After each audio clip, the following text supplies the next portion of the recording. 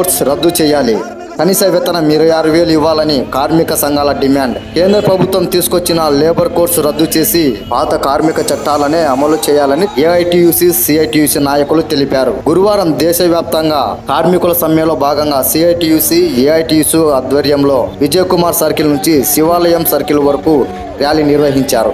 ఈ సందర్భంగా సిఐటియుసి జిల్లా కార్యదర్శి సత్యనారాయణ, ఏఐటియుసి రాష్ట్ర కార్యదర్శి సుబ్బరాయుడు, సిపిఐ జిల్లా కార్యవర్గ సభ్యుడు రామయ్య మాట్లాడుతూ కేంద్రంలో బీజేపీ మూడోసారి అధికారంలోకి వచ్చి కార్మిక వ్యతిరేక వినాదాలు అవలంబిస్తుందన్నారు. కార్మిక చట్టాలను రద్దు చేసి 4 లేబర్ కోడ్లను తీసుకురావడం దుర్మార్గమన్నారు.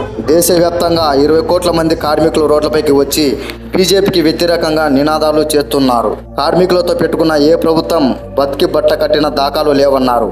ఏప్రిల్ నుంచి అమలు చేస్తామంటున్న లేబర్ కోడ్లను వెనక్కి తీసుకోవాలని, లేని పక్షంలో ఆందోళన ఉద్రిక్తం చేస్తామని తెలిపారు. సుప్రీంకోర్టు ఆర్డర్ ప్రకారం ప్రతి కార్మికుడికి నెలకు 26,000 వేతనం ఇవ్వాలని డిమాండ్ చేశారు.